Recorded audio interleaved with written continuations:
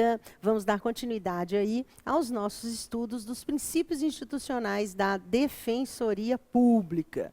E eu aposto que você está gostando dessa matéria, porque, sem dúvida nenhuma, através dos estudos, né, da Lei Complementar 80, bem como do artigo 134 da Constituição da República, você conhece mais, você tem uma visão, né, mais nítida de como funciona e como é prevista em lei a instituição que você está querendo ingressar nela, não é verdade?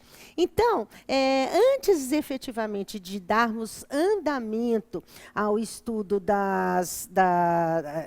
que nós paramos no último encontro, né, que são as funções institucionais, eu fiquei encasquetada, depois que eu terminei as gravações, de haver dado uma informação trocada para vocês. E aí, pelo sim ou pelo não, né, porque a cabeça da gente às vezes dá umas falhadas, né? Pelo sim, pelo não, eu falei, quer saber, eu prefiro repetir aquele trechinho, deixar claro, né? Se eu troquei, fica então destrocado, e se eu não troquei, informação nunca é demais, e rever algum ponto é sempre bom para memorizar, né? Foi o seguinte, quando a gente estava lá estudando o artigo 134 da Constituição da República e as emendas constitucionais que no transcorrer dos anos foram alterando, né, e fortalecendo a Defensoria Pública na Constituição, quando eu cheguei lá nas emendas 69 de 2012 e 74 de 2013, depois que passou o nosso encontro, eu fiquei com uma sensação que eu teria dito que a emenda 69 foi que tratou da autonomia da DPU e a 74 que tratou da autonomia da Defensoria do Distrito Federal. Se eu falei isso, eu troquei as emendas constitucionais. Então, quem gosta de anotar, né, busque aí a anotação. E se eventualmente eu troquei, façam a correção. Por quê? Conforme está aí na tela, a emenda constitucional 69 de 2012 foi a que tratou da autonomia da Defensoria do Distrito Federal. E a emenda constitucional 74 de 2013 foi a que tratou da autonomia da Defensoria Pública da União. Como elas tramitaram muito próximo aí, né, uma da outra, 2012, 2013, o legislador entendeu, né, por economia processual, de fazer constar no texto constitucional apenas a emenda 74 como aquela que estava incluindo, como de fato incluiu, o parágrafo 3º no artigo 134 da Constituição da República, dizendo que se aplica à Defensoria Pública da União e à Defensoria do Distrito Federal o disposto no parágrafo 2º, sendo certo que o parágrafo 2º do artigo 134 da Constituição prevê a autonomia da Defensoria Pública Estadual, né, que veio com a nossa querida emenda 45. Ok? Era essa observação que eu queria fazer. Eu confesso que eu não sei efetivamente se eu troquei. Fiquei com a sensação de ter trocado as emendas, mas fica aí, né, clarinho, né, agora, e se você gosta de anotar, busque a informação. Se eu troquei, por favor, aí, destroque, ok? Pois bem, agora vamos seguir no nosso estudo, né, referente às funções institucionais. Estamos lá, né, geograficamente, no artigo 4º da Lei Complementar 80. E já vimos, né, alguns incisos e estamos estudando o inciso 5.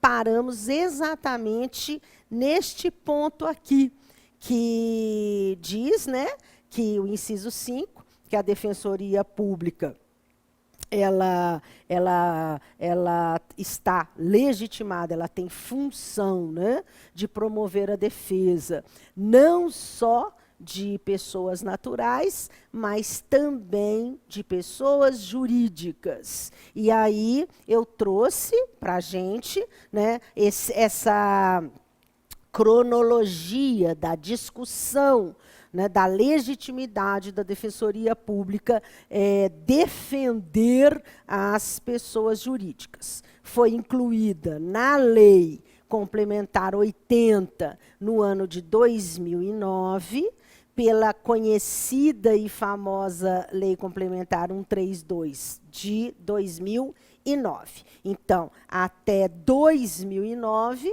não havia previsão expressa no sentido de que a Defensoria Pública tem legitimidade também para defender pessoas jurídicas. E aí, em 2009, a Lei 132, que altera a 80, faz essa previsão.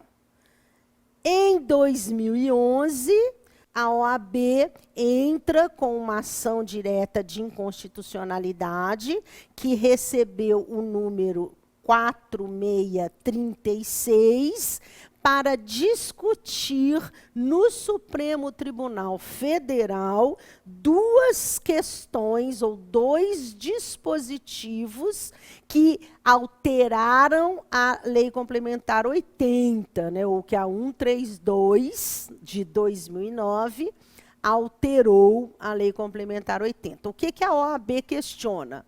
Ela questiona a previsão em lei da desnecessidade do defensor público ser inscrito na OAB, considerando que a 132, alterando a 80, passa a prever que a nossa atuação, né, nós temos legitimidade a partir do momento que tomamos posse, né, aí a gente passa a ter a legitimidade de propor em juízo, de fazer as proposituras em juízo, e a OAB questiona esse ponto, e questiona também a nossa atribuição de defender pessoas jurídicas, que a OAB contesta, afirmando, não, a defensoria existe para defender a pessoa natural que é pobre, né? E não faz sentido,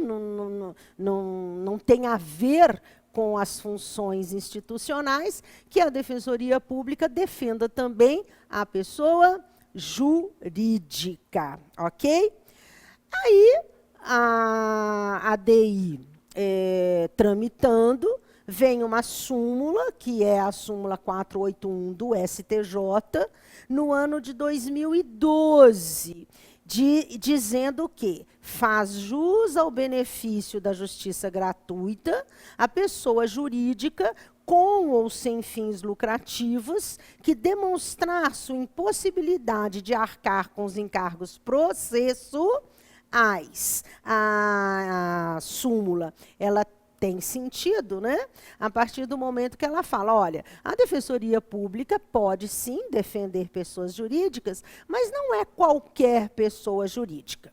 Veja que até a pessoa natural, ela tem que demonstrar, ou ela tem que integrar um grupo de pessoas hipossuficientes. E aí a súmula traz o mesmo raciocínio, a mesma inteligência para as pessoas jurídicas, né? Fala, olha, tudo bem, pode sim defender pessoa jurídica, desde que a pessoa jurídica demonstre grifado aí, né? Demonstre a impossibilidade de arcar com os encargos processuais. O tempo passou, chegamos em 2020. E no dia 19 de junho, o Supremo, então, passa a julgar, a analisar a ADI 4636, proposta em 2011 pela OAB, que pretende a declaração de inconstitucionalidade de 2 pontos da nossa lei: que a Defensoria Pública não possa defender pessoas jurídicas e que a Defensoria Pública tenha que estar inscrita nos quadros da OAB para exercer a sua profissão.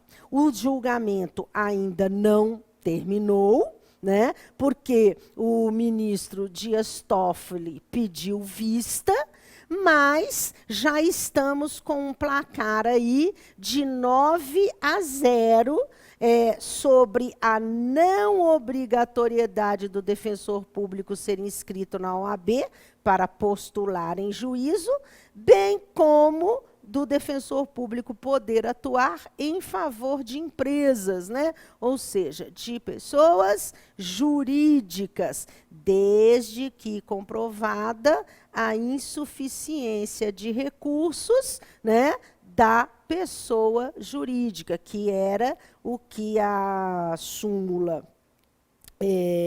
do STJ já fazia previsão, e que é o que a Defensoria Pública deseja, porque, como já havíamos dito, sempre que se fala em pessoa jurídica, se pensa em pessoas que tenham poder econômico, que sejam fortes, né?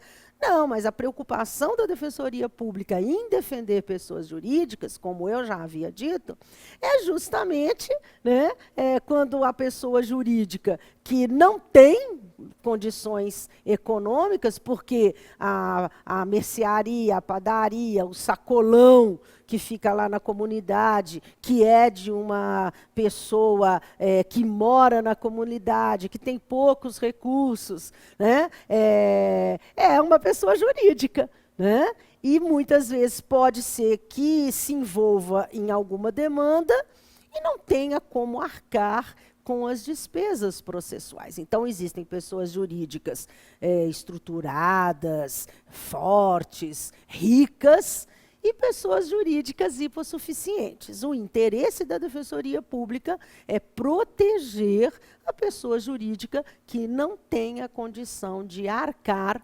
com as despesas processuais, ok?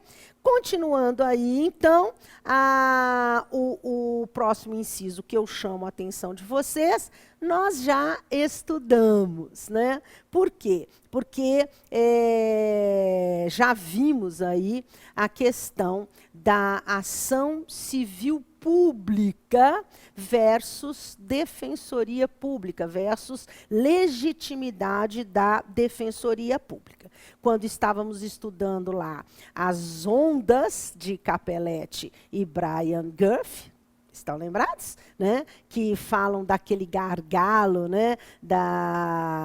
Do acesso à justiça, que diz respeito às ações sempre serem individuais e pensam numa forma coletiva de tutela dos interesses difusos.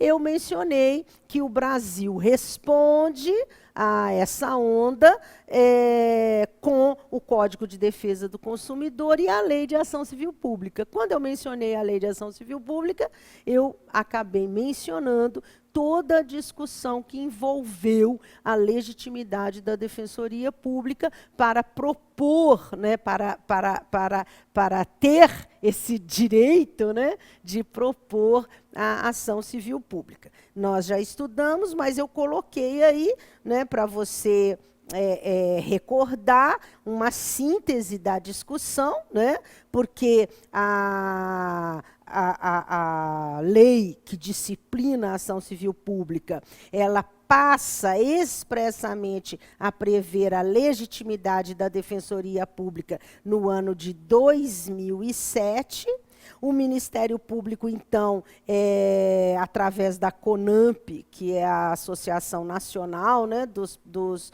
Promotores de Justiça, ou dos representantes do Ministério Público, entra com uma DI contestando essa legitimidade, sob o fundamento de que, assim, a Defensoria Pública estaria usurpando a atribuição do Ministério Público, e, finalmente, o Supremo Tribunal Federal, julgando improcedente essa ação direta de inconstitucionalidade e dizendo que, a partir de 2007, que é quando a lei especial passa a prever a legitimidade da Defensoria Pública legalmente, não há que se falar em ilegitimidade da Defensoria Pública. A Defensoria Pública é legítima, sim, para propor a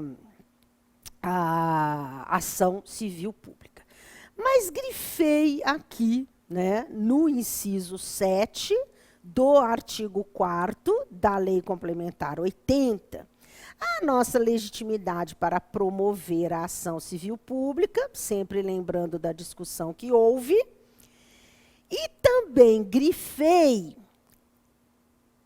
a parte final do inciso que diz: quando o resultado da demanda puder beneficiar grupo de pessoas hipossuficientes.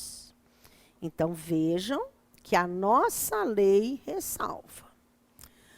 A Defensoria Pública é legitimada para propor a ação civil pública, desde que, né, aquele interesse coletivo que a ação civil pública vá tutelar, né, vá defender, tenha atingido pessoas hipossuficientes. E aí nós entramos numa discussão, né, bastante polêmica. Veja bem, há um tempo atrás, caso real, um colega entrou com uma ação civil pública em face de um determinado presídio, que estava superlotado, a comida não estava ruim, não, né, que é muito comum, comida azeda, não. Mas a reclamação era da comida insuficiente, então não tinha todas as refeições, nem todo mundo comia, banho de sol restrito, porque, em razão da superlotação, muito difícil de manejar o banho de sol. E o colega, então, entrou com a ação civil pública. E aí, o Ministério Público, contra-razoando, disse que a Defensoria Pública não tinha legitimidade, isso agora, depois de 2007. Porque o defensor público propositor da ação não tinha cuidado de demonstrar se havia dentro do presídio indivíduos hipossuficientes. Oi?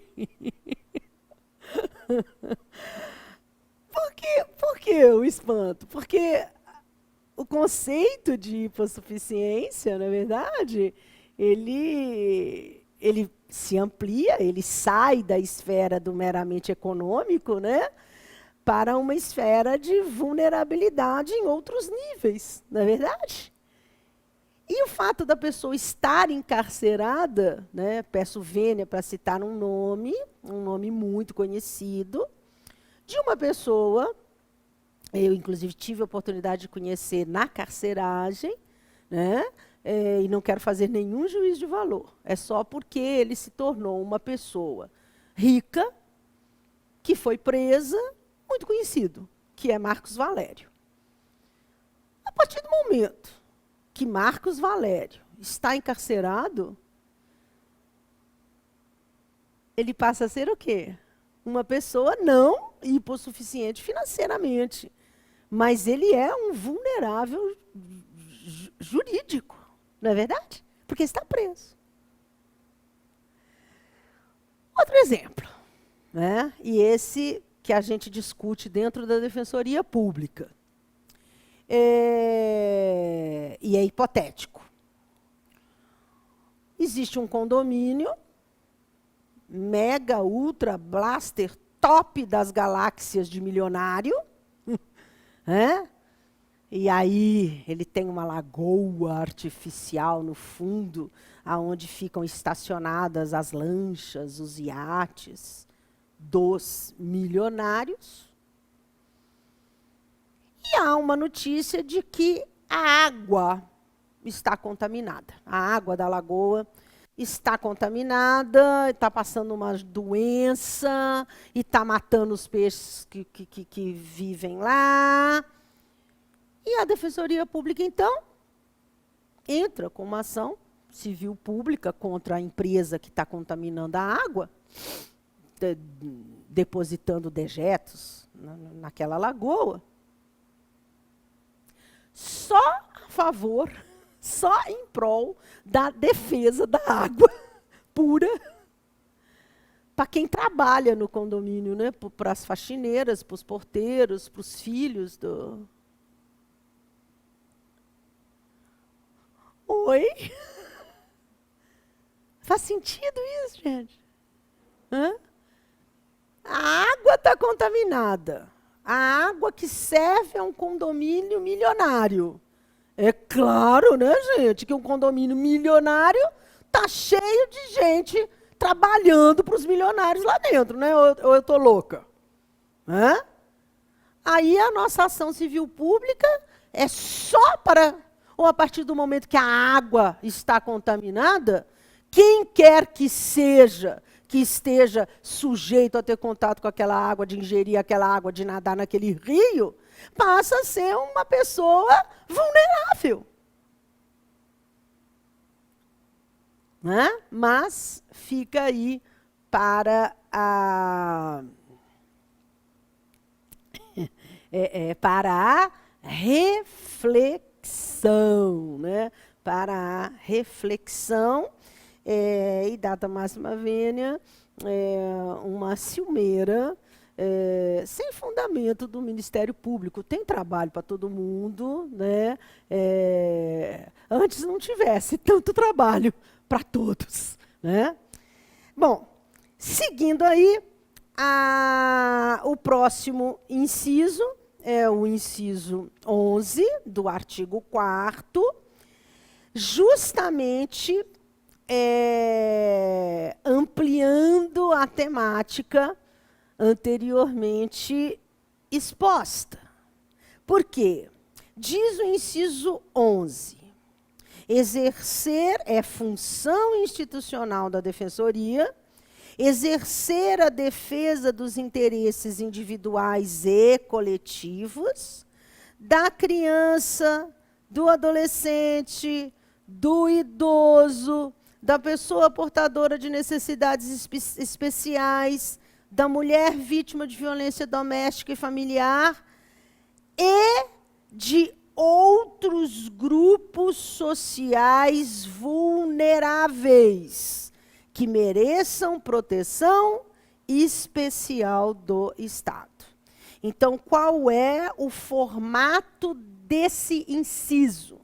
Ele, sem dúvida nenhuma, traz aqui uma hipótese de interpretação analógica, que é uma espécie de interpretação, também chamada pela doutrina, né, de intralegem, quando a própria lei clama, quando a própria lei pede para ser interpretada. E eu sempre, né, para efeitos de memorização, sugiro que os colegas associem a interpretação analógica a um funil tombado. Por quê? Porque este é o formato da redação, né, que traz a hipótese de interpretação analógica.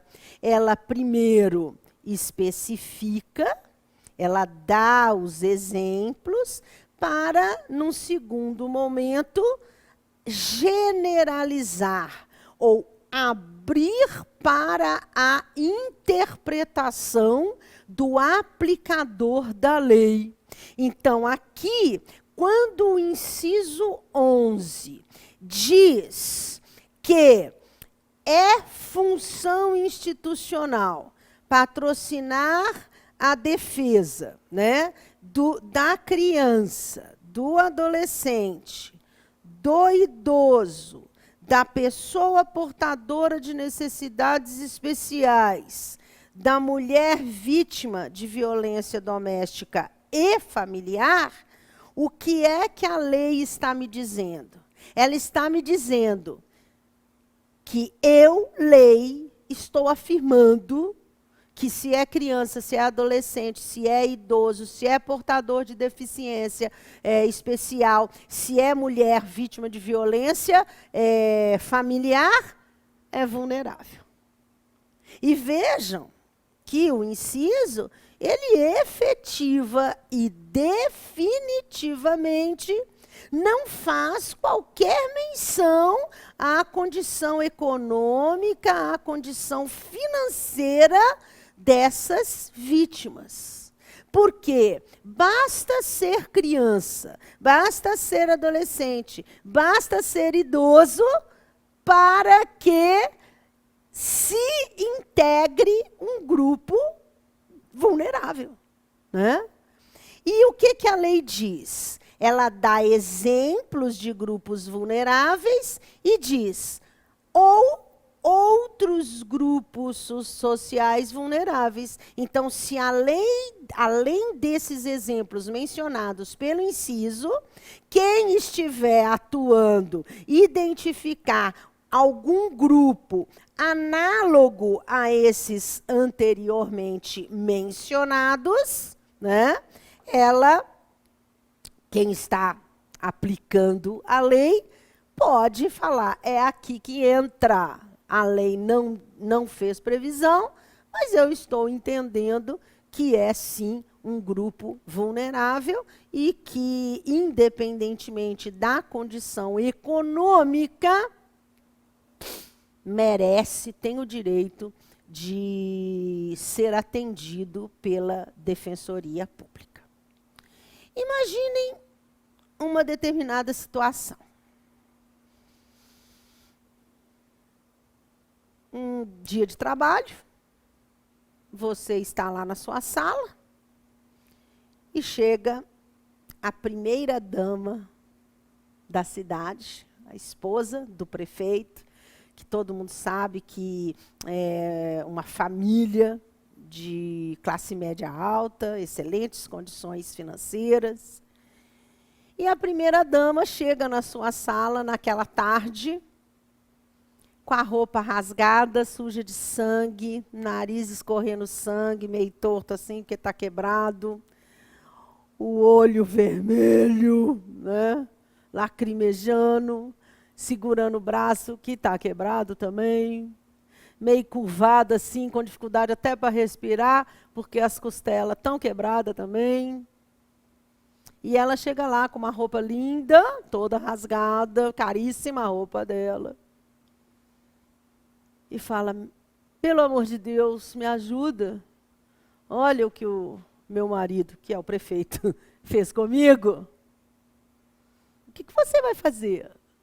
Você vai falar, oh, primeira-dama, sorry, mas todo mundo sabe que a senhora tem poder econômico, então eu vou dar um cartãozinho aqui para a senhora de um escritório muito bom aqui que tem do outro lado da rua.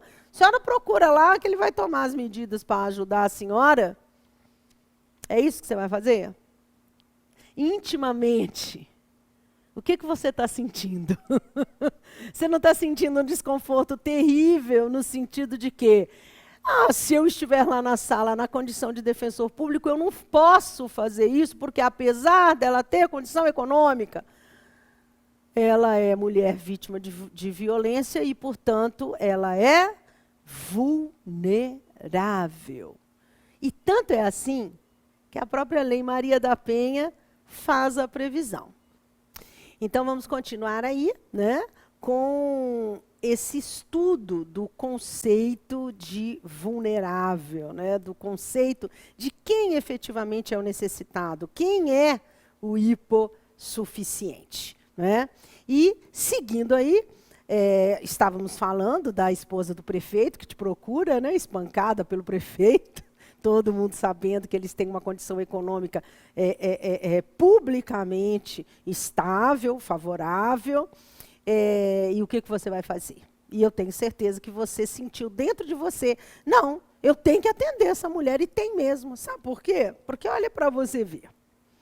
A própria lei Maria da Penha, ela prevê no artigo 28 que é garantido a toda mulher em situação de violência doméstica e familiar o acesso aos serviços da Defensoria Pública ou de assistência judiciária gratuita, nos termos da lei, em sede policial e judicial, mediante atendimento específico e humanizado. Ok? Então, a própria lei fala, olha, a mulher vítima de violência doméstica, ela tem o direito de ser atendida pela Defensoria Pública. Num segundo momento, ela pode até, né, procurar o advogado dela. Aí são outros 500, né? Mas naquela situação, né, de agressão, né? Se ela procura, se a primeira-dama procurar a defensoria, eu quero que vocês façam o meu divórcio. É diferente, entenderam? Mas quando ela está na condição de agredida, né, a Defensoria Pública vai acolhê-la como um indivíduo vulnerável. Mesmo porque o conceito, né, de vulnerabilidade para fins de receber o serviço da Defensoria Pública, ele vem se ampliando, né? E hoje, o necessitado, ele é visto num sentido amplo, e não apenas o carente financeiramente. Vejam que o carente financeiro, né, o carente de recursos financeiros, ele sempre terá na Defensoria Pública um lugar de destaque, né, para ser induvidosamente atendido pela Defensoria Pública. Mas o que é preciso perceber é que esse conceito ele evolui, e hoje nós trabalhamos com o conceito de vulnerabilidade social, o socialmente estigmatizado, né? O hipervulnerável, o juridicamente vulnerável ou o necessitado jurídico. Então, peço vênia para, mais uma vez, mencionar Marcos Valério. Né? Sem dúvida nenhuma, a partir do momento que a pessoa está encarcerada, eu não quero mais saber da situação econômica dela. Se acontecer, ela vai ter o advogado dela, tudo bem, mas se acontece alguma coisa no presídio, né, a Defensoria Pública vai agir em defesa de quem estiver lá dentro, porque todos lá dentro são vulneráveis no sentido jurídico, são juridicamente necessitados, ok? E me passou aqui na mente, né, por óbvio, a Defensoria Pública ela não deseja, né, tirar ou concorrer com o exercício privado da advocacia, sendo certo que toda pessoa tem o direito de escolher o advogado de sua confiança. Mas há momentos, né, e nós vamos ver aqui para frente, né,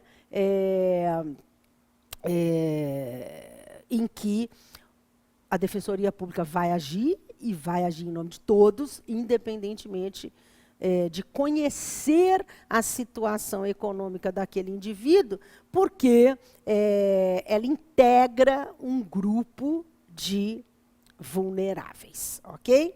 Seguindo aí, e ainda, né, que eu falei, a gente ainda vai ver, né, algumas hipóteses, a próxima hipótese, sem dúvida, está aí. O artigo 4º, inciso 14. É função institucional da Defensoria Pública acompanhar inquérito policial, inclusive com a comunicação imediata da prisão em flagrante pela autoridade policial, quando o preso não constituir advogado. Essa função institucional tem um correspondente no Código de Processo Penal, né, que está lá no artigo 306 do Código de Processo Penal, parágrafo 1º, né, que diz que em até 24 horas após a realização da prisão, será encaminhado ao juiz competente o auto de prisão em flagrante. Beleza, novidade para ninguém. E, caso o autuado não informe o nome de seu advogado, cópia integral para a Defensoria Pública. E vejam que o Código de Processo Penal, ele é absolutamente claro. Ele não menciona, ele não quer saber, né, se a pessoa presa em flagrante é rica, se a pessoa presa em flagrante é pobre. O que é que o Código de Processo Penal diz? Se a pessoa presa em flagrante não informar o nome do advogado, ai, não sei, não tenho, o auto de prisão em flagrante segue para a Defensoria Pública. E acontece dioturnamente, né? Aqui em Minas Gerais, nós temos a Defensoria Pública de Urgência Criminal, e ela entra com habeas corpus, né? Eventualmente acompanha audiência de custódia, e num segundo momento, a pessoa contrata um advogado, porque ela tem condição de contratar. Ok? Mas vejam que o Código de Processo Penal, ele admite, e aqui expressamente, que quem está preso está numa situação de vulnerabilidade jurídica. E se ele não dá o nome do advogado, comunica-se, né, no mesmo prazo de 24 horas, que se comunica o juiz, à Defensoria Pública. Ok? Chegamos agora numa função bastante específica da Defensoria Pública, que é a função de curadoria especial. Veja lá, o inciso 15 fala que é função institucional patrocinar ação penal privada e subsidiária da pública, né? Porque tem gente, e é importante, né, mencionar isso, porque nós temos lá a ação penal, né, pode ser pública, e o Ministério Público é o dono da ação penal pública, seja ela incondicionada ou condicionada à representação. Mas nós também temos a ação penal de iniciativa privada, onde se procede mediante queixa, né? E hoje, no Código Penal, basicamente, os crimes contra a honra, que são os crimes onde se procede mediante queixa. E uma pessoa que tem a sua honra ofendida, a sua honra maculada, ela, sem dúvida nenhuma, pode não ter condições, né, de arcar com as despesas processuais e querer tomar algum tipo de providência perante a justiça. E aí o defensor público também, né, está legitimado e tem a função de patrocinar ação penal privada bem como a subsidiária da pública, que em largas linhas é aquela que, sendo pública, o Ministério Público permanece inerte. Ok? E o inciso 16, né, que eu tinha destacado inicialmente, exercer a curadoria especial nos casos previstos em lei. Né? Lembrando aqui que essa é uma curadoria especial. Então, existem os curadores, né, nas famílias, né? Um pai que tem um Alzheimer ou que está, né, perdeu a capacidade civil, um filho maior de idade que também não pode reger os próprios atos, enfim, vocês sabem melhor do que eu, né? Que eu sou do crime, e quando uma pessoa precisa de uma curatela. E aí o curador passa a ter que cuidar daquela pessoa, né? Levar ao médico, apresentar contas ao judiciário da pensão que aquela pessoa recebe, responder, né, por ela nos atos da vida civil, enfim, né, levar para passear, ok? Aqui, quando a gente fala da curadoria especial, e por isso ela é uma curadoria especial, é uma curadoria, uma assistência que será dada a quem necessita, e a lei vai dizer expressamente quem é que necessita, né, da curadoria especial, em juízo. Né? Então, é lógico, né, que o curador especial ele não vai ter encargo, né, de movimentar a conta bancária, né, de levar a pessoa ao médico. Não, isso é o curador lá, né, geralmente dentro da família. Não é verdade? Aqui a lei diz, e diz lá, no Código de Processo Civil, no artigo 72. O juiz nomeará curador especial. Vejam que eu fui colocando aí, né, algumas interrogações, alguns asteriscos. E quais são as hipóteses de curadoria especial? O incapaz, se não tiver representante legal, ou se os interesses desses colidirem com os daquele, enquanto durar a incapacidade, e o réu preso revel, bem como ao réu revel citado por edital, essa setinha ali saiu do lugar dela, mas eu não estou conseguindo voltar com ela não, mas tudo bem. Citado por edital ou com hora certa, enquanto não for constituído advogado. Vejam que essa transparência aí está bem cheia de informações. Por quê?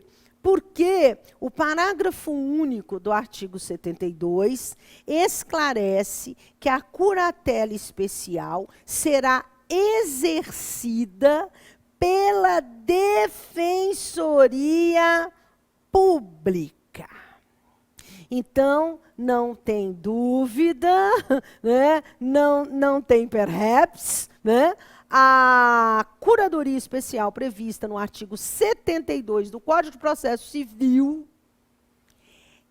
é da Defensoria Pública, será exercida pela Defensoria Pública. E a nossa lei complementar 80, no artigo 4º, inciso 16, diz que é função institucional exercer a curadoria especial nos casos previstos em lei. Então, quais são os casos previstos em lei? Artigo 72, né? Artigo 72 do Código de Processo Civil.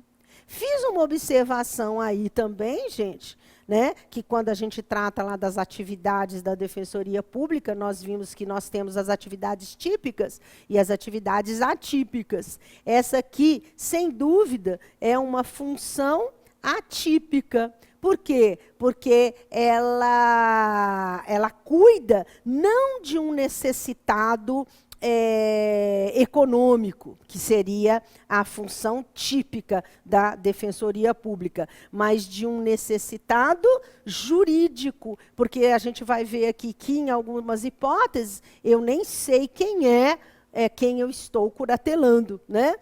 Então, é uma função não tradicional, tendencionalmente solidarista, né, prestada a título de solidariedade. Seguindo, então, aqui no artigo 72, eu coloquei uma interrogação, né, o juiz nomeará. E aí, pus em azul, né, uma ressalva, porque juiz, ele não nomeia defensor público. Né? Ele intima o defensor público,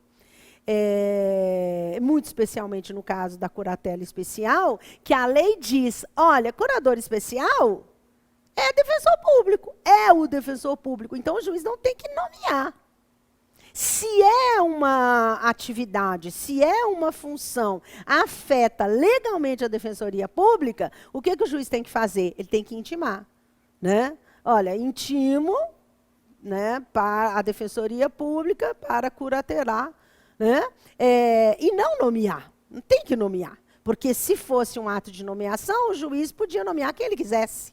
Não, aqui ele tem que nomear, ele tem que chamar, né, a Defensoria Pública. Então, a crítica que foi feita aí ao artigo 72, né, quando da edição do Código de Processo Civil de 2015, foi que a terminologia não foi muito adequada, seria mais técnico utilizar o termo intimar. O juiz intimará o curador especial. Né? Para quem? Para quem? Pro incapaz. Então, cuidado. Por quê? Porque o examinador, ele é tinhoso, ele é malvado. E, muito especialmente na prova objetiva, que você vai fazer várias matérias, né? Você não está no seu normal, você está sob pressão. Aí, o examinador tinhoso vem e coloca lá numa assertiva, né, que para você dizer se é correto ou se é falso, que o defensor público, que o juiz sempre nomeará, usando o termo da lei, defensor público para o incapaz. Falso. Falso. Porque não é todo incapaz que vai fazer, ou que vai ter o direito, ou que vai ter a necessidade de ter um defensor como seu curador especial. Porque a lei diz o quê? O incapaz, se não tiver representante legal. Então, Deus me livre e me guarde, uma criança, né, aí de seus 9, 10 anos, totalmente sozinha no mundo, tinha o pai e a mãe, aí o pai e a mãe, né, morrem num acidente de trânsito, né, e o menino sobrevive. Ele não tem ninguém. Os pais eram órfãos, filhos únicos. Então, ele não tem um representante legal. Quem que vai ser o representante legal, né, desse incapaz por idade? O curador especial, na pessoa do defensor público. E também, né, se os interesses deste colidirem com os daquele, enquanto durar a incapacidade. Então, aqui eu já tenho uma outra hipótese. Né? Eu tenho um adolescente aí, de seus 15, 16 anos, e ele quer entrar contra o pai para postular uma pensão alimentícia, mas a mãe não quer. A mãe fala, não quero, não quero mexer com seu pai, eu dou conta de você sozinha. E o menino atrás do direito dele, fala, não, mãe, mas eu quero. E aí ele tem um representante legal, mas ele ainda é incapaz por idade, procura a justiça e o juiz, então, nomeará, utilizando os termos da lei, o curador especial para assistir esse menor. Não é verdade? Assistir os interesses desse menor, que é o defensor público. Seguindo aí, enquanto durar a incapacidade. Opa! Enquanto durar a incapacidade. O que isso quer dizer? Assim que, muito especialmente, no caso desse menor que está em conflito aí com o interesse da mãe dele, fizer 18 anos, a incapacidade dele acabou. E não tem mais por que a Defensoria Pública continuar assistindo esse que até aquele momento era incapaz. Por quê? Porque a incapacidade acabou, né? Ele se tornou maior. Também o juiz nomeará, usando o termo da lei, o curador especial ao réu preso revel. Atenção, viu, gente? E muito especialmente para quem é, como eu, do crime, e depois eu vou até colocar aí uma ressalva sobre o processo penal. Essas hipóteses aqui, nós estamos falando do processo civil, tá certo? Então, aqui, e mesmo porque no processo penal, essa figura do curador, ela é praticamente desaparecida, né? Mas aqui, se houver alguém preso por uma pensão alimentícia, né? Então, o réu preso, revel. Não é porque ele está preso que pode ser que ele não seja revel. Então, ele pode estar preso e se tornar revel. E nas hipóteses também de citação ficta, que é citado por edital ou com hora certa, enquanto não for constituído advogado. Citado por edital ou com hora certa, enquanto não for constituído advogado e ele for revel. Chamo a atenção do colega aí também para a mesma observação que eu fiz ao incapaz, né? Sempre será nomeado curador especial na pessoa de um defensor público aquele citado por edital ou por hora certa. Falso. Que a figura do curador, né, que se dá na pessoa de um defensor público, do curador especial, só será nomeado, usando a expressão da lei, pelo juiz, ao que foi citado por edital, ao que foi citado por hora certa, ao que está preso, revel. Se ele não foi revel, né? Se ele mandou a defesa dele por advogado, se ele constituiu o advogado que se manifestou, não tem curadoria especial. Então, cuidado. É o preso, é o citado por edital, é o citado por hora certa, que for revel, ok? E mais, enquanto não constituído advogado, porque todos têm direito de ter advogado de sua escolha. Quem é o curador especial? O defensor público. Aí o juiz intima para o defensor público acompanhar aquele caso na condição de curador especial, e no momento que o revel chegar no processo, querendo, ele contrata advogado, o defensor público sai do caso. Vejam que eu coloquei aqui que nessa hipótese de revelia, né, a atuação da Defensoria Pública é em defesa dos ausentes no processo, né? Então, não é aquela ausência quando a pessoa desaparece, não é disso que eu estou falando, não. em razão da revelia, a pessoa não pode estar no processo. E aí, diz a doutrina, que se ela não pode estar no processo, ela precisa do curador especial, porque ela está ausente do processo. Ok?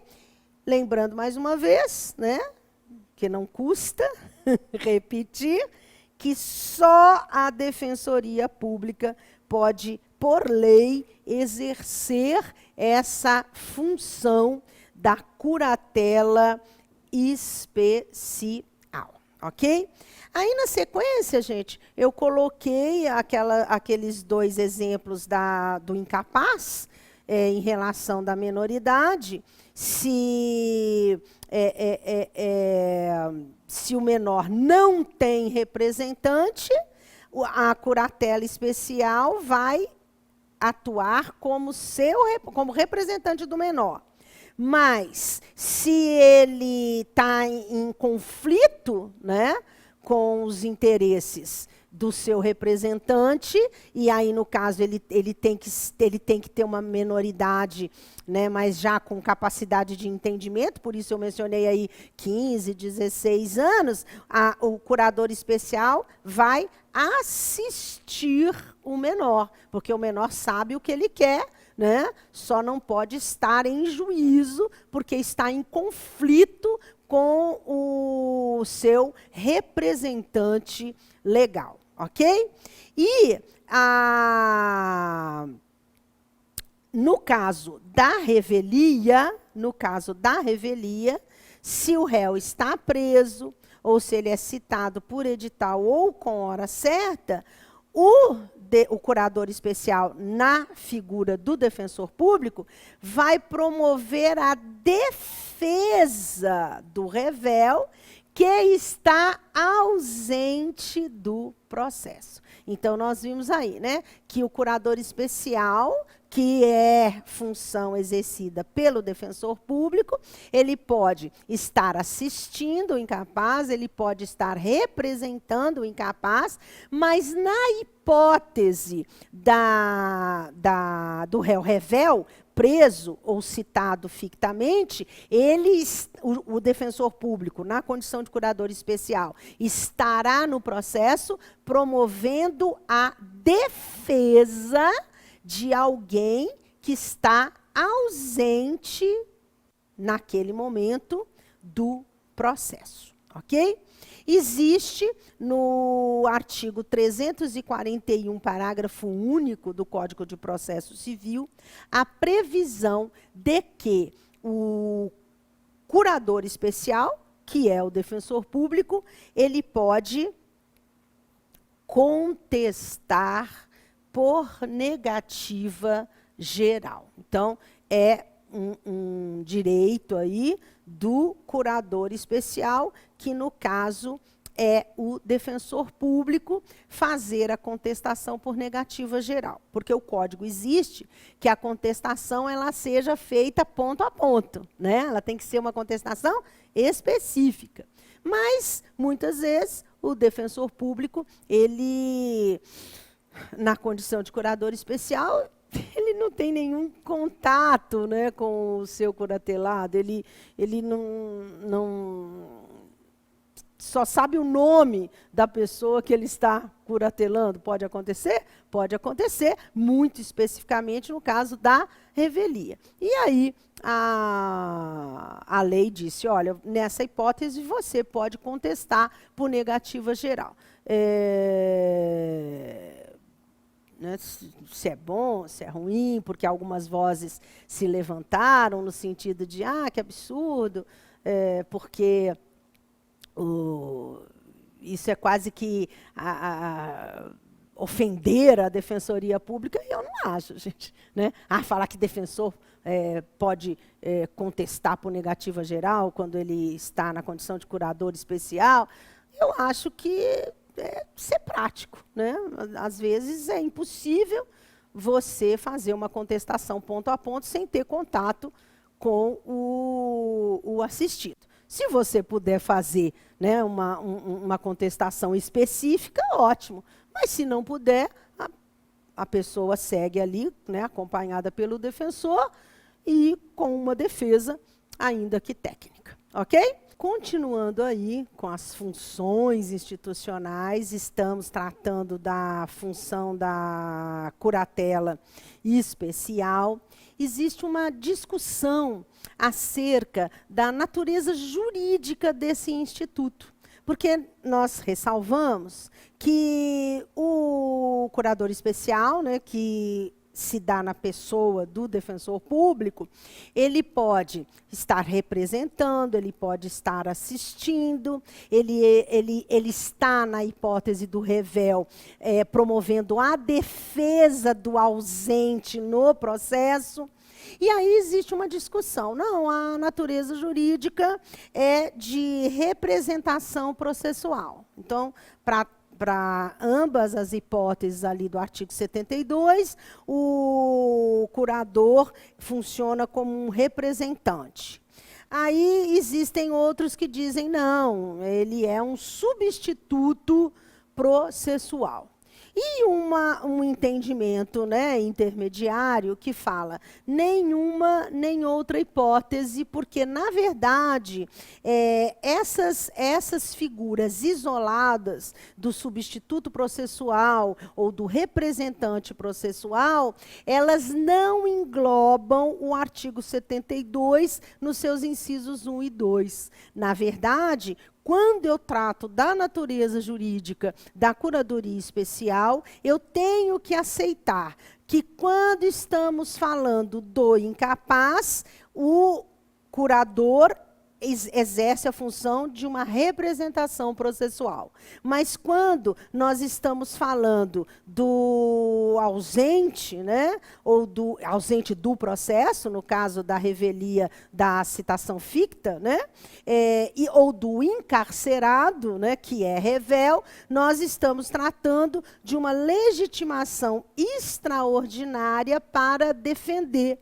E, nessa hipótese, o curador figura como um substituto processual. Apesar da pessoa existir, aquele indivíduo, naquele momento, está ausente do processo. E aí, o curador especial entra para defender os interesses da pessoa que não está no processo, e é uma legitimação extraordinária, porque ele funciona, nessa hipótese, como um substituto processual. Então, essa terceira posição me parece a mais correta, né? Que eu não tenho que ficar forçando a barra, né, para caber no inciso 1 e 2. Ah, a natureza é toda de representação, não, a natureza é toda de substituição. Não, nós temos o inciso 1, onde existe, né, a representação, mas no inciso 2 é uma legitimação extraordinária que funciona como um substituto processual. Uma questão interessante também, gente, que eu coloquei aí um asterisco, né, sobre a revelia, é que a doutrina diz que, nesse caso, e aí é preciso ter cuidado, que já apareceu em prova, né, em concurso, que o revel não pode ser incerto. Mas, se você for estudar lá o processo civil, você vai ver que o Código de Processo Civil, né, prevê, né, e a Defensoria Pública atua efetivamente, por exemplo, numa ação possessória, né? O réu, e aí eu tenho lá o réu incerto. Qual que é a distinção, qual que é o ponto, né? Quando eu digo que aqui,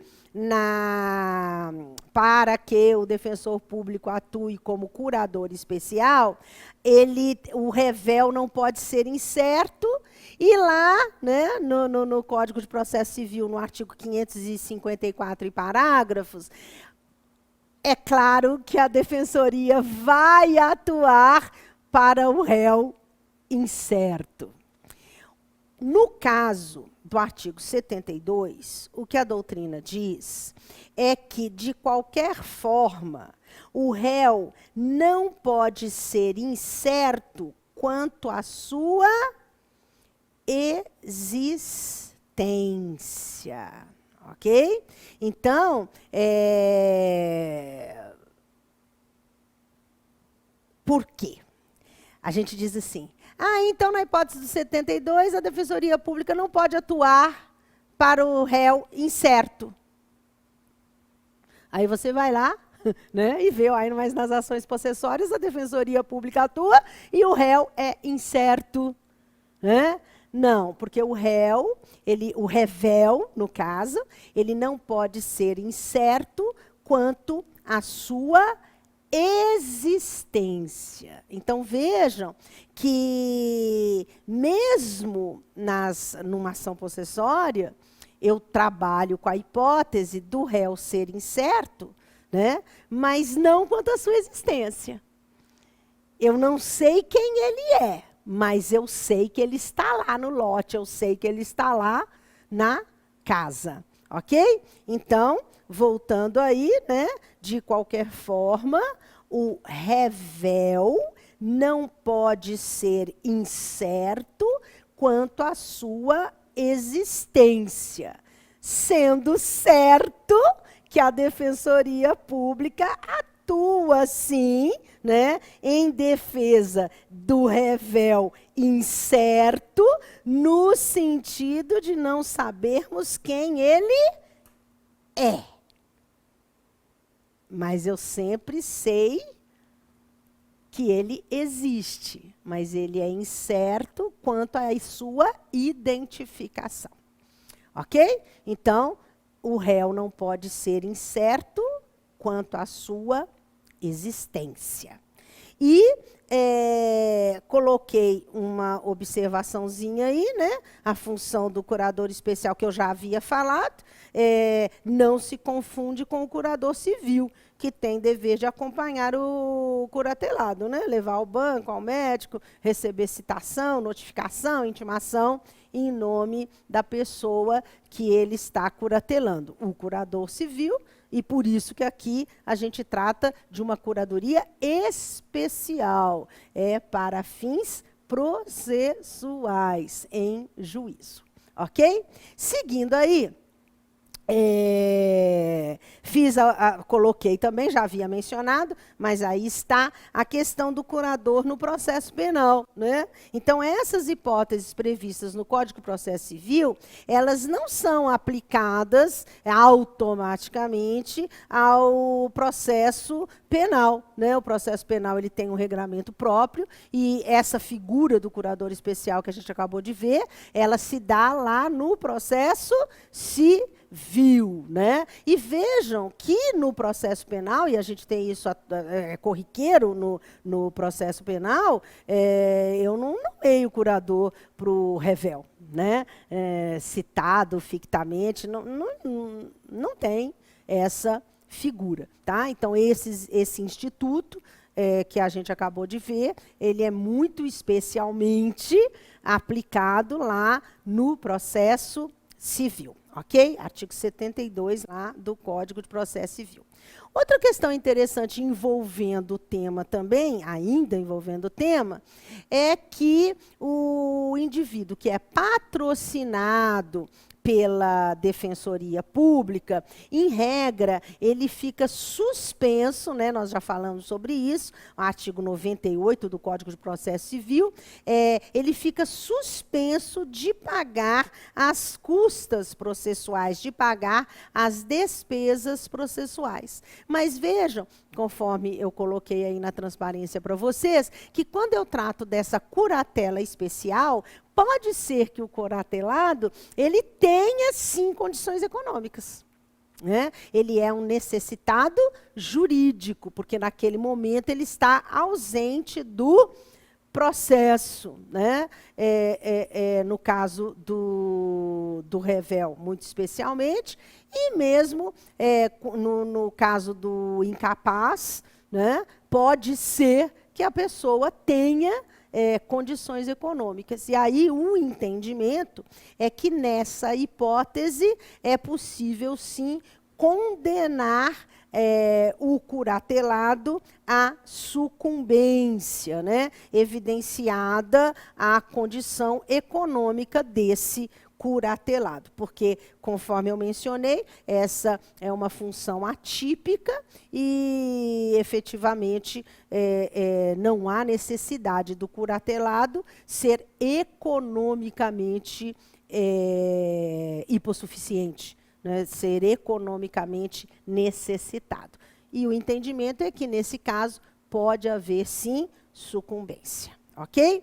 Os incisos aí que eu destaquei na sequência, ainda, né, no artigo 4º, inciso 17 e inciso 18, que é atuar nos estabelecimentos policiais, penitenciários e de internação de adolescente, né, sempre visando assegurar aí os direitos e a segurança, né, da pessoa que está nestes estabelecimentos. Então, hoje, aqui em Minas Gerais, nós não temos a Defensoria Pública atuando ali dentro das unidades prisionais. Mas, muito especialmente no interior, os colegas regularmente, especialmente os que trabalham na vara de execução, né, penal ou criminal, frequentam os presídios, frequentam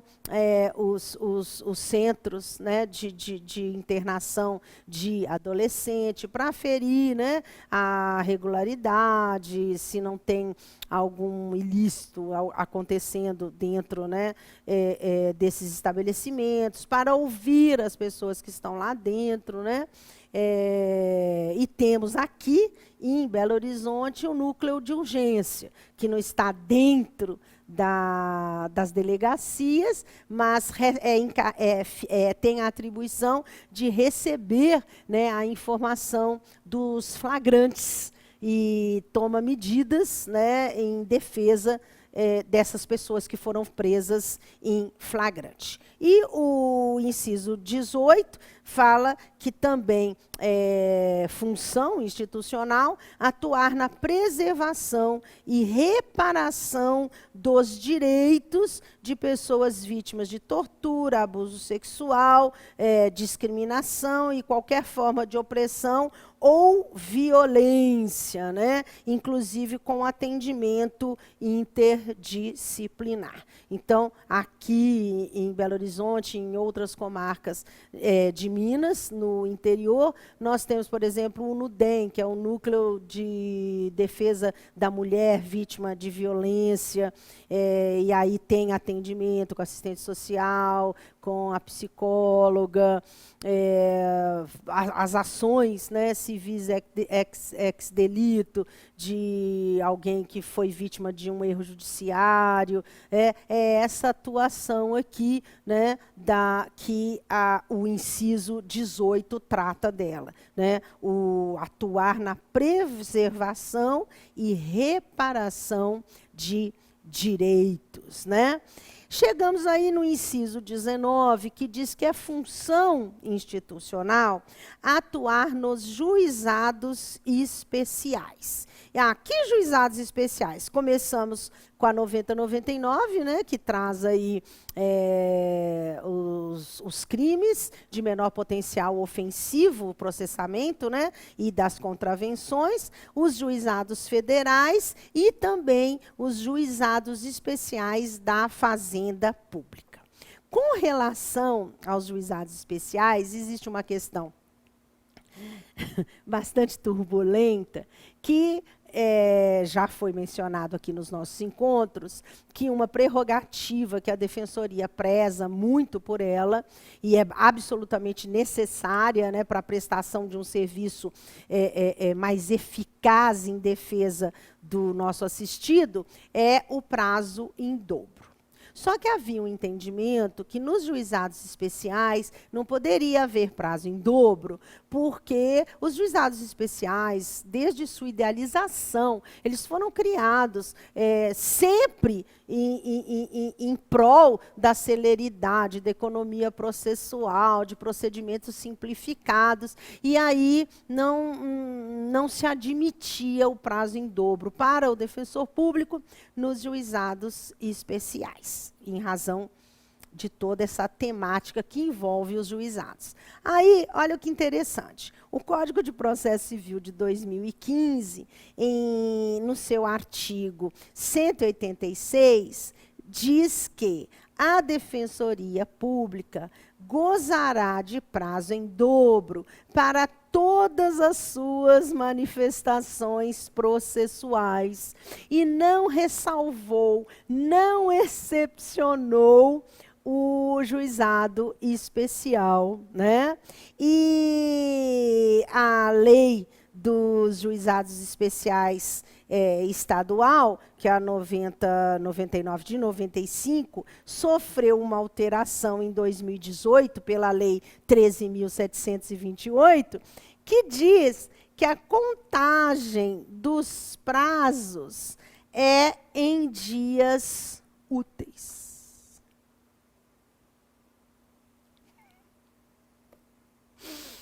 Então, havia, né, um entendimento que a Defensoria Pública não poderia ter prazo em dobro nos juizados especiais. Aí, em 2015, o Código de Processo Civil, né, fala que todos os prazos da Defensoria são em dobro. E, em 2018, uma lei que altera o juizado, né, a lei dos juizados estaduais, que é a famosésima 9099, fala que os prazos serão contados em dias úteis. A verdade é que essa pergunta ela pode até ser feita numa prova objetiva de acordo com a lei seca, né? Porque, na vida real, a questão ainda está polêmica, né?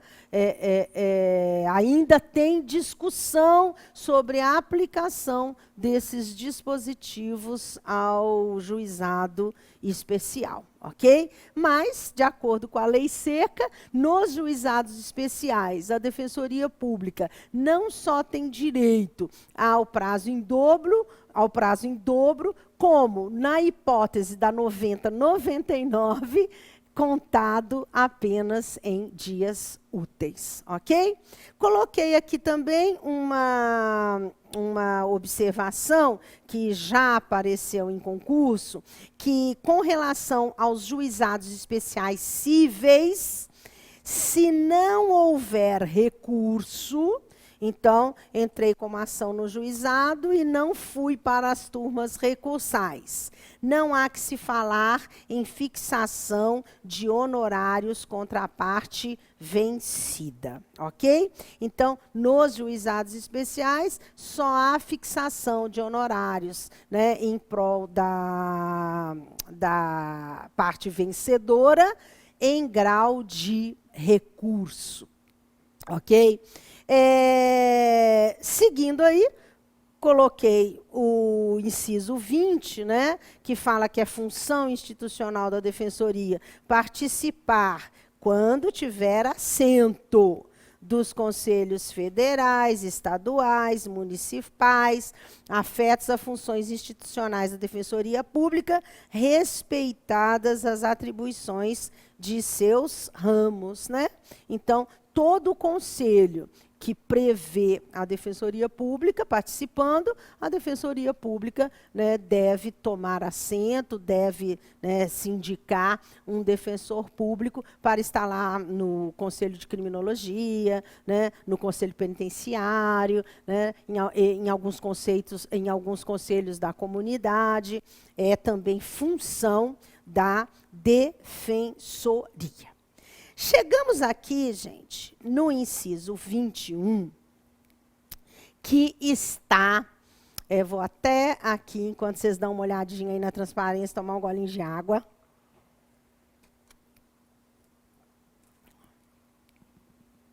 está fervilhando.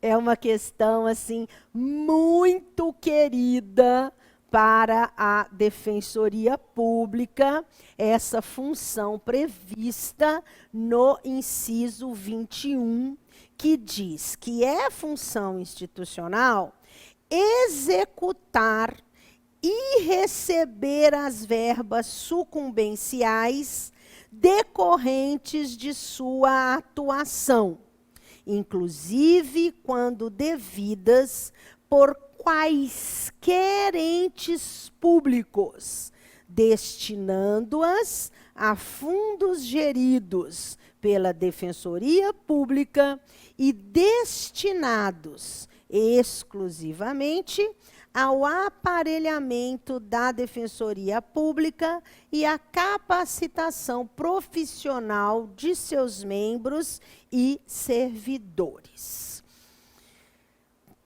Qual é a previsão aqui? Veja bem, a Defensoria Pública, ela pode, em defesa do assistido, atuar contra o Estado. Não existe defensoria municipal, né, gente? Mas a defensoria estadual pode atuar contra o Estado. Muito comum, ação de remédio, né? Cirurgias no SUS. E a Defensoria da União pode atuar contra a União. É isso que está disposto aqui. Bem como executar e receber as verbas sucumbenciais que devem ser destinadas aos fundos da Defensoria Pública, que tem por objeto o aparelhamento da Defensoria Pública e a capacitação de seus membros e servidores. No crime não tem isso, né, gente? Sucumbência, não tem. Mas os colegas que atuam no cível têm muita sucumbência. E, às vezes, sucumbências vultosas. Há um tempo atrás, uma colega minha estava eufórica, que era uma ação contra uma construtora desses prédios mais populares, né? E a sucumbência era nível milionária, né? E a Defensoria Pública tem direito de executar, não é para o defensor. Lógico que não. Mas para os fundos da Defensoria Pública, né, que deve utilizar esse dinheiro, essa verba, na estruturação e aparelhamento da Defensoria, de seus membros e servidores. Certo? E qual que é a discussão, gente? A discussão é que nós temos uma súmula, que é a súmula 421 do STJ, que diz assim: os honorários advocatícios não são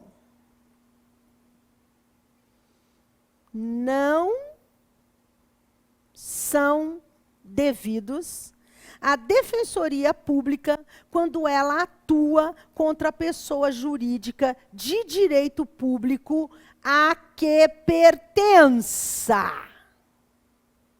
Eu acabei de dizer que a Defensoria Pública Estadual pode atuar contra o Estado. A Defensoria Pública da União pode atuar contra a União.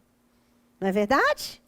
E acabei de mostrar para vocês, né, de acordo com a Lei Complementar 80, inciso 21, que, havendo sucumbência, então a Defensoria Pública ganha, o outro lado lá perde, né? Havendo sucumbência, a Defensoria Pública está autorizada a executar essa verba. Quando eu mencionei que a colega estava eufórica lá com a construtora, tudo bem, ente privado, problema nenhum.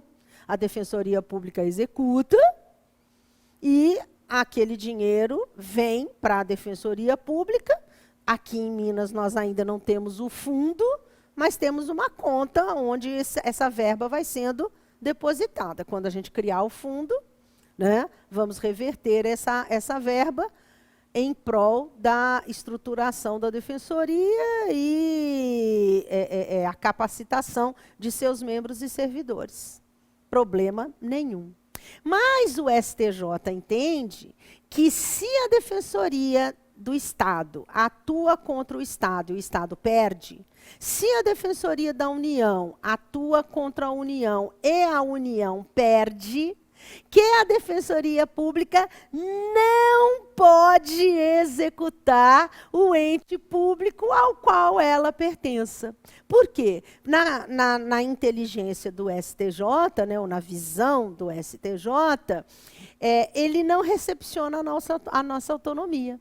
Ele entende que há um instituto, né, da confusão no processo civil, né, que a Defensoria Pública, por integrar o Estado, ela não pode cobrar do Estado, ela não pode executar o Estado. Por quê? Porque ela pertence ao Estado, né? E eu não posso, o mesmo ente público, pagar a ele mesmo. Então, seria inexequível, né, essa possibilidade. Todavia, e aí, se aparecer na prova, né, objetiva, infelizmente, correto afirmar que, de acordo com o entendimento do STJ, a Defensoria Pública não pode executar o ente público que sucumbiu, se é o ente público a que ela pertence. É a súmula 421, ok? Mas o Supremo Tribunal Federal, ele vem, né, caminhando aí para um entendimento diverso, né? Porque aqui, né, gente, a Defensoria Pública não faz parte do Executivo. Nós já falamos isso, não faz parte nem do Executivo, nem do Legislativo, nem do Judiciário, não está subordinada a nenhum poder, ela é autônoma. Mas o STJ tem a súmula como se a Defensoria Pública pertencesse, né, e no caso aí ao Executivo, porque se eu milito contra o Estado, não posso executar o Estado, porque eu sou do Executivo, né? Se a DPU não pode executar a União, é porque ela é da União.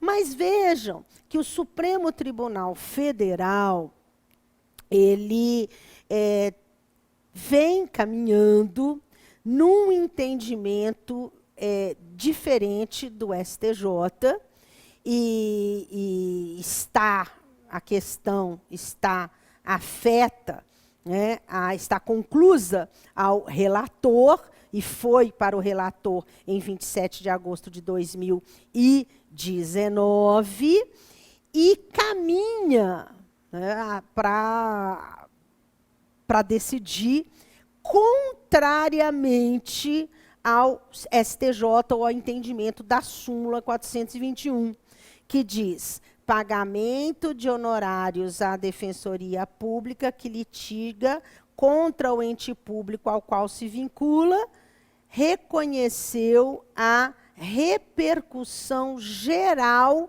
da matéria, né? Então, a decisão excluiu a condenação da União ao pagamento de honorários advocatícios à Defensoria Pública da União, e a questão é a possibilidade de se condenar esse ente federativo a pagar honorários à Defensoria Pública que o integra, né? E teve a repercussão geral reconhecida. SIDA. Então, estamos aguardando aí, né, o desenrolar dessa decisão no Supremo Tribunal Federal, né? Na ação rescisória 1937. E parece que o Supremo ele admite, né, ele reconhece a autonomia da Defensoria Pública. E se ele efetivamente reconhece a autonomia da Defensoria Pública, ele vai decidir em sentido oposto ao entendimento da súmula 421, né, que não tem o menor sentido, né, gente? A nossa autonomia hoje é indiscutível, é prevista constitucionalmente, mas segue a luta. Estamos confiantes aí na decisão do Supremo Tribunal Federal.